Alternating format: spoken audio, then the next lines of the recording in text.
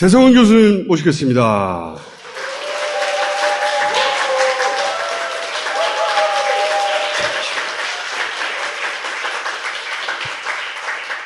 자, 재성은 교수님 오랜만에 나오셨습니다. 네.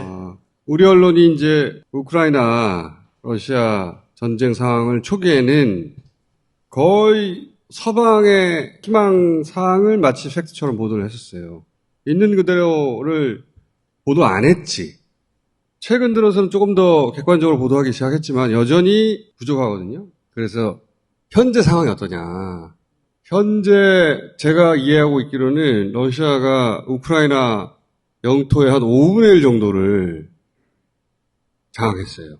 특히 자기들이 애초에 목표로 했던 돈바스는 한 80% 가까이 맞습니다. 네. 장악을 해버렸다는 말이죠. 근데 이 지역은 진작부터 러시아계 주민들이 있던 곳이라 이미 독립공화국 선언을 했던 곳들이에요. 하나가 루안스크주. 루간스크하고 도네츠크. 두 개 주죠. 네. 이걸 합쳐서 돈바스라고 하는데 89년에 구소련의 붕괴가 정신없이 전개되면서 이 지역이 넘어갔다. 그런데 이 지역은 자기들 땅이라는 인식을 가지고 있더라고, 러시아 사람들은. 실제 러시아어를 쓰는 사람들 살고 있으니까. 그리고 또 우리 언론이 잘 다루지는 않지만 이 지역에 있는 러시아계 사람들을 우크라이나의 네오나치들이 학살한 것도 팩트예요. 그거는 UN 보고서에 나와 있는 거예요. 이 두 가지를 명분 삼아서 이제 침공을 했죠. 교황이 했던 말이 따르면 이 러시아 침공을 서방이 유도한 거 아니냐. 교황이 만났던 한 국가 지도자가 그런 말을 했다는 거 아닙니까? 그런 시나리오라면 러시아는 나토의 동진, 우크라이나까지는 안 된다라고 말해왔는데 우크라이나로 하여금 나토 가입이 가능할 거라고 생각에 맞는 거지. 러시아는 그걸 빌미로 침공을 했고 그러자 서방은 러시아를 경제 제재하고 군사 지원으로 궁지로 몰아넣을 수 있다고 생각한 것 같아. 그러면서 서쪽의 나토, 동쪽의 태평양 연안 국가들로 러시아는 물론 중국까지 이렇게 딱 봉쇄하는 그런 전략을 서방이 가지고 있었던 것 같아요. 냉전 때부터 있었던 전략이죠. 그게. 그렇죠. 네. 봉쇄 전략, 전쟁을 도발했거나 혹은 방치했거나 했는데 서방의 뜻대로 잘 안 굴러가고 있죠. 현재까지. 그럼 지금 어디쯤 와 있느냐. 교수님이 국내에 드문 러시아 전문가 아니겠습니까? 네, 많은 전문가 중에 한 명입니다. 네. 러시아하고 우크라이나의 지리적 위치를 이제는 모르시는 분이 없을 것 같아요. 이제 루간스크하고 도네츠크주 이 두 개 주가를 돈바스라고 부릅니다. 이 지역의 한 75% 정도. 루간스크는 100% 장악을 했고요. 여기는 100% 장악을 했어요. 네, 100% 장악했고요. 여기 보면 마리우폴 보이시죠? 마리우폴. 예, 마리우폴이 도네츠크 주에서 두 번째로 큰 도시예요. 네. 제철소. 네, 맞습니다. 제철소에서 최후의 저항을 한다. 네, 네. 거기가 여기예요, 여기. 네. 여기가 이제 아조프해거든요. 예, 그 아조프해에서 가장 중요한 항구죠. 마리우폴. 여기가 행정적 중심지였거든요. 네. 크림반도하고 돈바스를 연결하는 위치에 있다는 의미도 있었지만 다음 그림을 한번 볼까요? 어제자죠. 러시아와 도네츠크 군과 루간스크 군이 점령한 지역이죠. 네. 왜냐하면 자기들은 독립국 선언을 이미 했고 군대도 있고. 우리는 독립국가다라고 선언을 한 지역이에요, 이 두 군데가. 네. 물론 우크라이나 인정 안 했죠. 네, 그렇죠. 네. 거기를 이제 러시아는 해방시킨다라고 표현해요. 이쪽을 다 점령해버린 네, 거예요. 점령을 러시아가. 한 거죠. 예. 그래서 돈바스 지역하고 크림반도가 우크라이나 영토로 인해서 분리돼 있었는데 이걸 연결시킨 거죠. 이 크림반도는 주민들이 투표를 했어요. 네. 우리는 러시아로 들어가겠다고.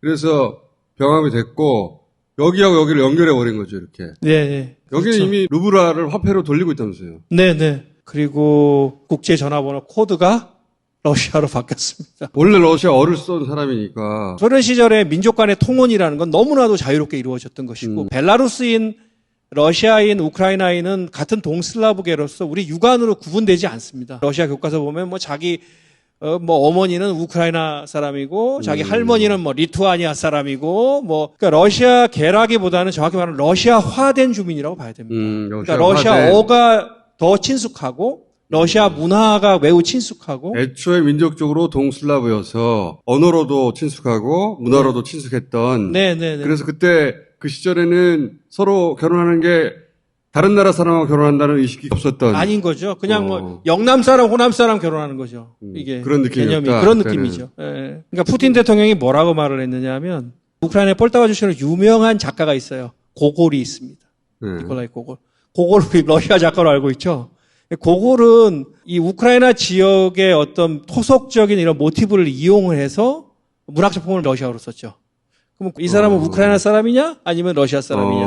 이 푸틴 대통령이 직접 쓴 글에 있습니다. 우크라이나 지역에 태어났지만 네. 어릴 때부터 러시아를 썼고 네. 본인 정체성은 러시아인데 예. 그러면 그 사람 국적이 우크라이나야 러시아야? 우크라이나 러시아냐 이거죠. 그리고 근데 우크라이나가 민족적인 문학가로 아주 그 추앙하는 사람 중에 셰프첸코라는 사람이 있어요. 러시아에서 푸시킨 같은 지위예요. 근데 이 사람은 그 우문은 그러니까 시는 전부 우크라이나어로 썼어요. 그리고 우크라이나 역사가 매우 복잡해서 동부하고 서부는 완전히 정서가 다릅니다. 네. 근데 소련 시절에 소비에트 사회주의 공화국 그 일원이기 때문에 별 문제가 없었는데 문제는 독립을 하면서 새롭게 국가 정체성을 확립해야 되는데 그렇죠. 동부와 서부가 너무 다른 거예요. 예를 들면 동부 같은 경우에는 러시아어가 너무나도 광범위하게 쓰이는 거예요. 그러니까 예를 들면은 젤렌스키 대통령이 부차에서 저 민간인 학살 문제가 있었는데 부차에 방문을 했습니다. 부차예요? 예, 방문을 해서 그 지역에 있는 주민들하고 러시아어로 다 대화하는 거예요. 수도 근처에서도? 그럼요. 동부 지역은 그게 특히 더 심하고요. 러시아 사람들의 정서도 이해 못할 바는 아니다. 그렇다고 이 전쟁이 정당화 되는 건 아니지만 그렇죠. 야 이거 우리 원래 땅이야. 우리 같은 민족이었잖아. 네. 그런데 니네가 왜 서쪽 사람들이 러시아어 쓰는 이쪽 사람들을 학살했어? 푸틴의 논리하고 너무 똑같은데요. 왜 너희는 우리랑 친하게 지내야지 왜 서방에 있는 나토 EU하고 자꾸 친하게 지내려고 하느냐 이게 요점이에요. 그게 러시아의 관점인 거죠. 네, 맞습니다. 서쪽에 있는 사람들은 서유럽이 훨씬 잘 살잖아. 그렇죠. 그렇죠. 우린 저쪽으로 가고 싶어. 근데 우크라이나 오른쪽에 있는 사람들 생각이 좀 다른 거죠. 네. 그리고 이제 주 동부 지역이 산업의 중심지예요. 도네츠크 같은 데서 석탄, 철강의 중심지죠, 여기가. 그리고 이 가치 사슬들은 전부 다 러시아하고 다 연결돼 있습니다. 네. 그리고 이 바다로 나가는 이 길. 네네. 마리오폴인데 이거를 러시아가 먹어버렸으니까. 네. 우크라이나는 이 바다로 못 나가는 거지, 지금. 그렇죠. 네.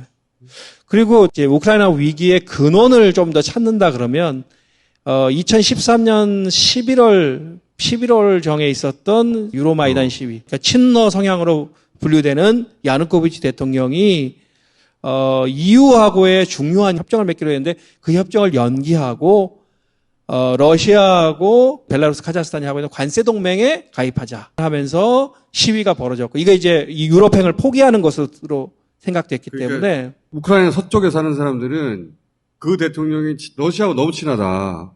우리는 서유럽하고 친하고 싶은데. 그렇죠. 그래서 이제 키예프를 중심으로 해서 시위가 벌어졌고 그 시위 결과로 해서 야누코비치 대통령이 2014년 2월 달에 축출되죠.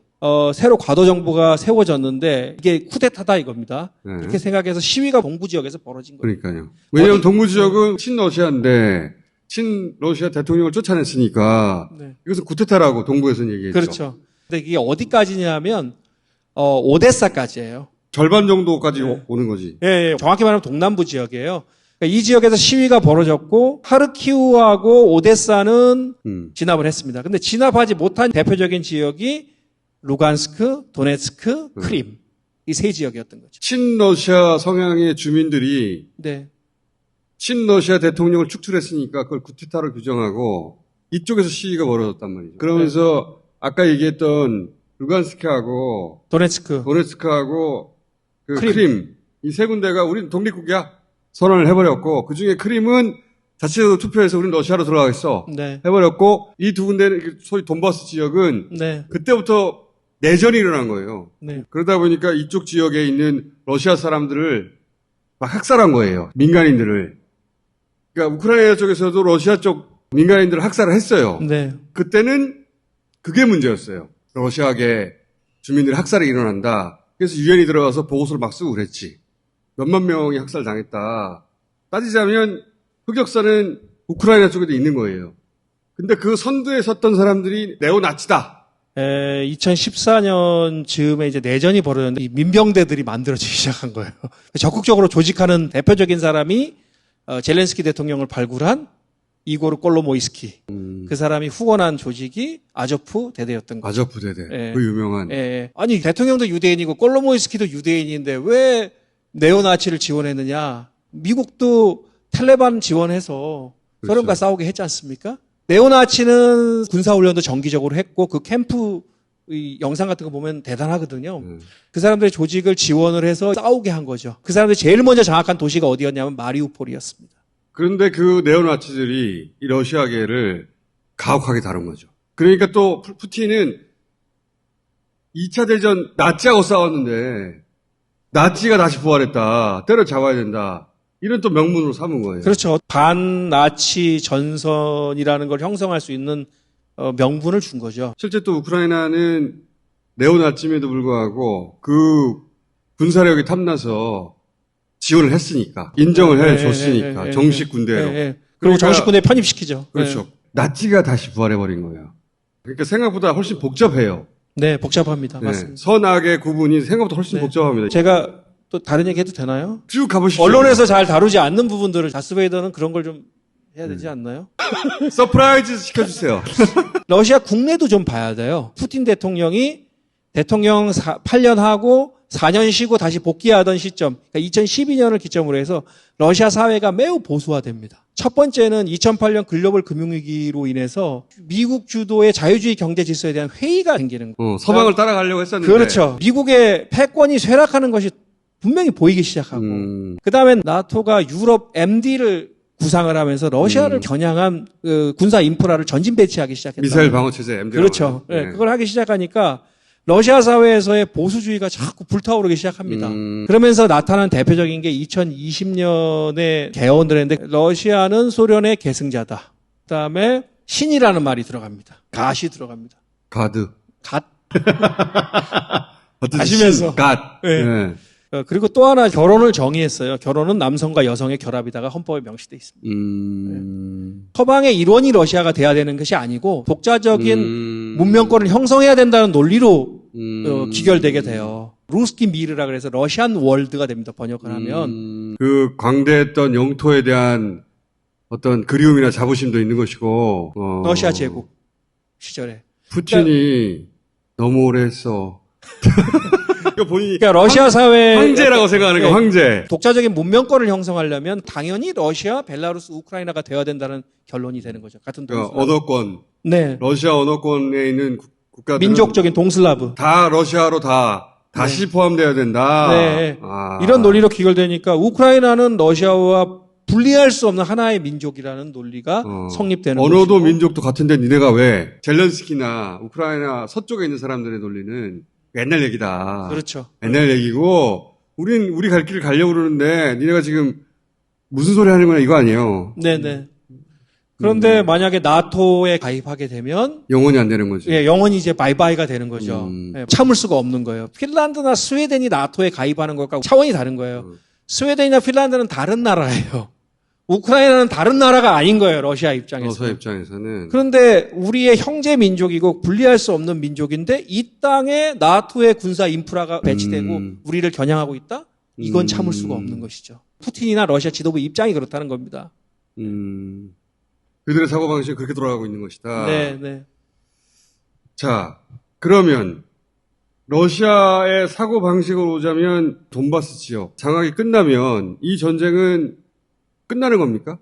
우크라이나를 완전히 영향권 안에 드는 것이 궁극적인 목표가 되는 것이고요. 완전히 영향권 안에 든다. 예, 예. 장기적인 목표이고. 예. 지금 당장 이 전쟁 국면은 그러면 어디까지입니까? 우크라이나의 대응에 달려 있어요. 근데 지금 우크라이나 상황이 너무 복잡하단 말입니다. 어떤 의미에서 복잡합니까? 우크라이나는 재벌들이 정치를 그렇지. 좌지우지하는 네. S그룹, 예, 삼성, H. 예, 삼성 현대 같은. 예, 이런 총수들이 다 교수님, 정치를 S그룹, 다, H그룹이라뇨. 예, 다 해먹는 거죠. 이게 정치를 다 그렇게 좌지우지했습니다. 대표적인 게 포로셴코 대통령 제가 몇 년 전에 네, 여기서 한번 예, 하셨어요. 나와서 말씀드렸는데 그 사람은 저기 세계에서 유명한 초콜릿 브랜드 로셴의 소유주죠. 티모셴코. 그분은 가스 공주라는 별명이 있으시고 이고르 콜로모이스키 젤렌스키 대통령 발굴한 사람도 재벌이죠. 이 재벌이 정치를 지배하고 있었죠. 예, 2014년에 그 우크라이나 위기 상황에서 급진적인 민족주의자라고 손을 잡습니다. 그리고 여기에 친서방 리베랄,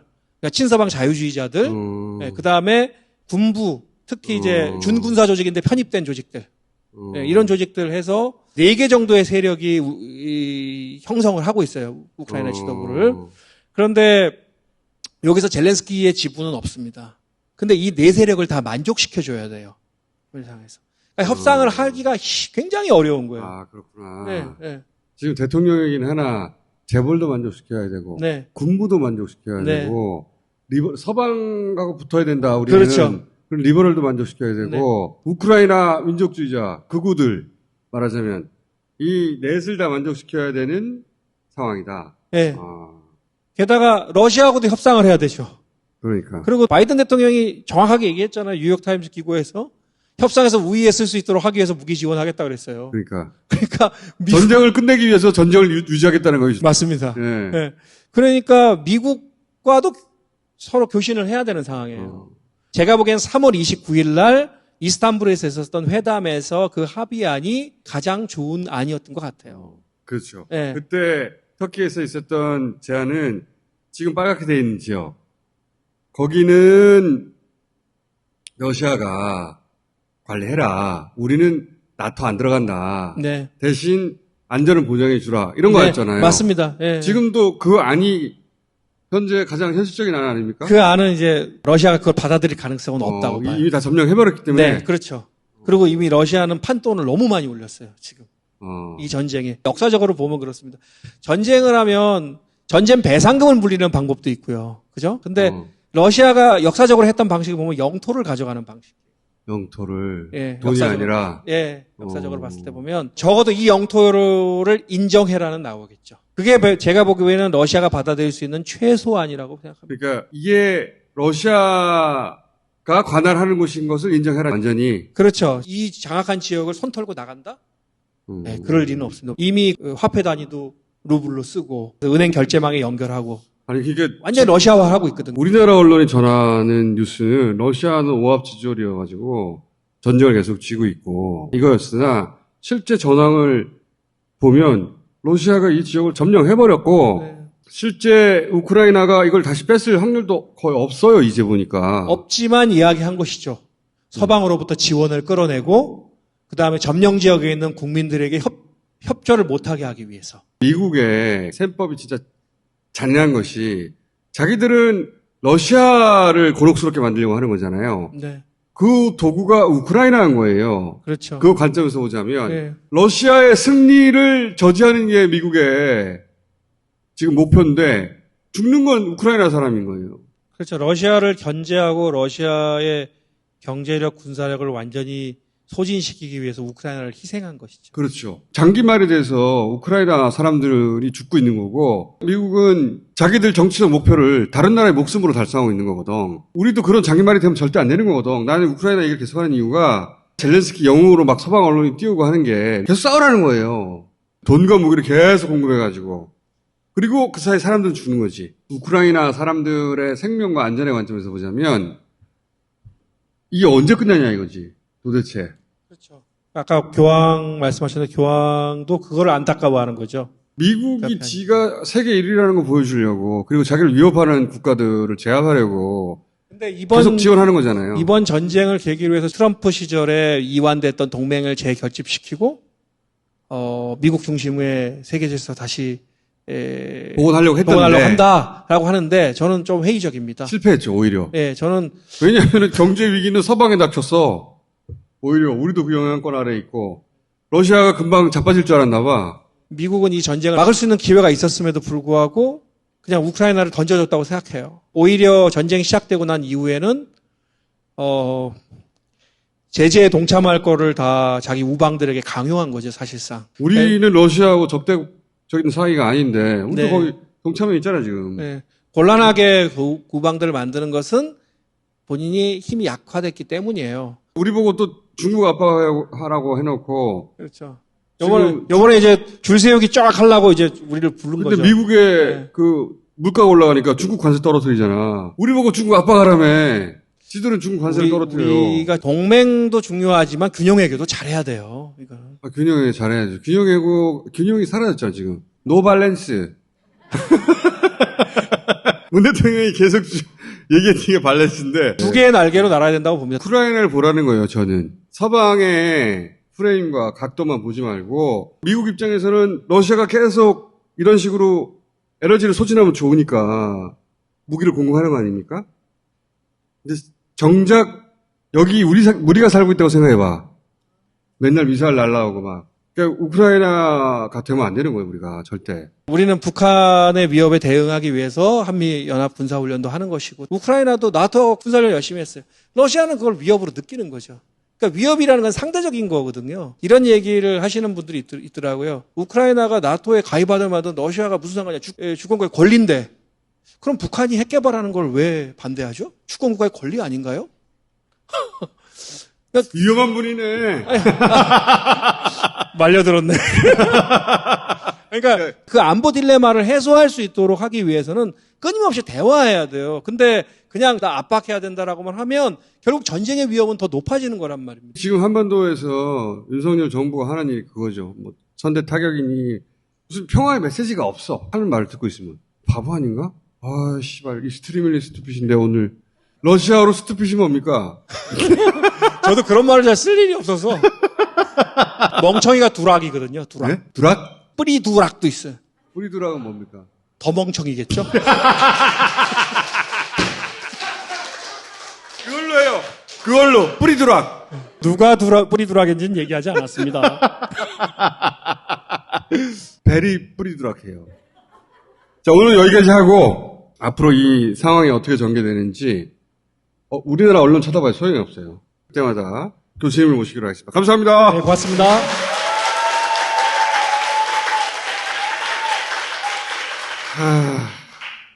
뿌리 두락? 이 욕들은 그냥 무슨 뜻인지 몰라도 들으면 알아요.